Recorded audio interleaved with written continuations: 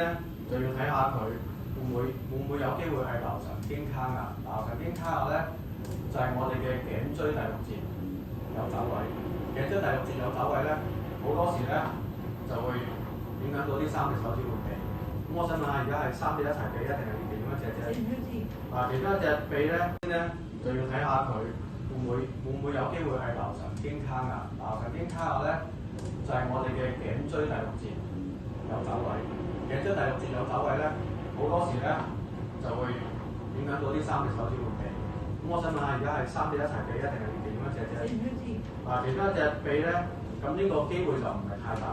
咁所以咧有啲成組連埋呢度呢三隻同埋呢度位置全部都俾，呢個係冇位置冇痹嘅。咁我哋咪呢個咪我哋其中一個產品咯。咁所以有好多病人嚟到睇嘅手指痹唔係一定手有事，手可能冇事㗎。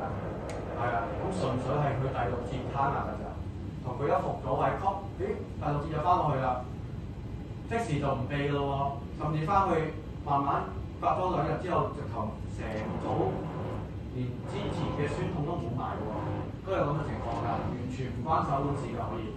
咁好啦，當而家我同佢睇完啦，佢嗰個位置唔係有問題喎，咁係嗰個手腕平時做得多工作或者家務勞損而引起嘅。咁點樣同佢 check 咧？ check 下究竟會唔會佢係媽媽手嘅其中一個咧？咁就要同佢手媽媽手有個測試咧，大家可以一齊做。咁我喺督屎度都有講㗎啦。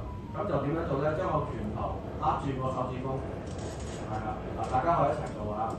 咁就握咗拳之後咧，個手指公喺入邊啦，唔好喺出邊啊！跟住咧就盡量向下咬，咬10秒以上咧，開始咧，咁手指同食指開始會有痹㗎啦，會有痹痛嘅。咁呢個就係輕度嘅，我哋叫腕管腱鞘炎，亦都係叫做媽媽手。呢個係媽媽手一個測試嚟嘅。